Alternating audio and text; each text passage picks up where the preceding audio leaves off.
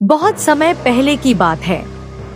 एक बड़े और समृद्ध राज्य में अमर सिंह नाम का राजा राज करता था। उसका महल सोने चांदी से जड़ा था, सैनिक लाखों थे, लेकिन पर दुर्भाग्य से वह राजा घमंडी और हठी था। उसे लगता था कि जो वह कहे वही सच्चाई है।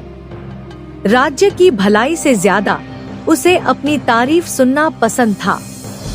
राजसभा में उसका एकमात्र सच्चा सलाहकार था चतुर्वृद्धि, एक वृद्ध लेकिन बुद्धिमान मंत्री।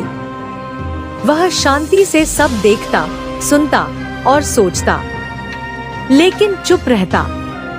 एक दिन राजा ने सभा में घोषणा कर दी। राजा गर्व से, मेरे जैसा राजा आज तक किसी ने नहीं देखा।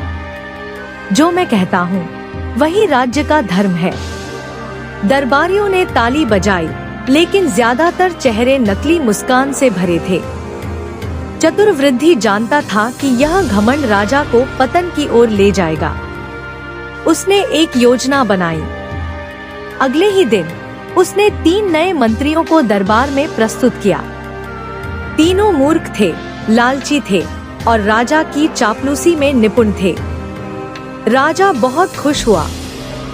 वाह, ये मंत्री तो मेरी जय जयकार करते हैं। यही चाहिए। इन नए मंत्रियों के सलाह पर राजा ने कई गलत निर्णय लिए। कर बढ़ाए गए, सैनिकों को बेवजह भेजा गया और गरीबों से भोजन तक छीन लिया गया। कुछ ही महीनों में खुशहाल राज्य दुखी राज्य में बदल गया। लोगों के चेहरे मुरझा गए, बाजार सूने हो गए, मंदिरों के दीपक बुझने लगे। एक शाम राजा महल की छत से नीचे देख रहा था।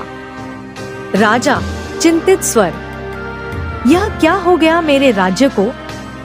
ये तो पहले जैसा नहीं रहा। उसने चतुर्वृद्धि को बुलाया और पूछा, तुमने मुझे पहले क्यों नहीं रोका?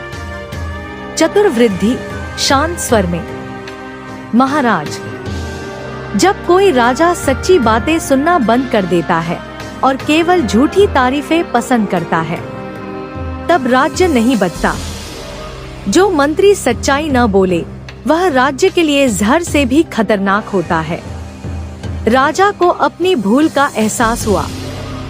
उसने मूर्ख मंत्रियों को हटा दिया और चतुर्वृद्धि को प्रधानमंत्री बना दिया।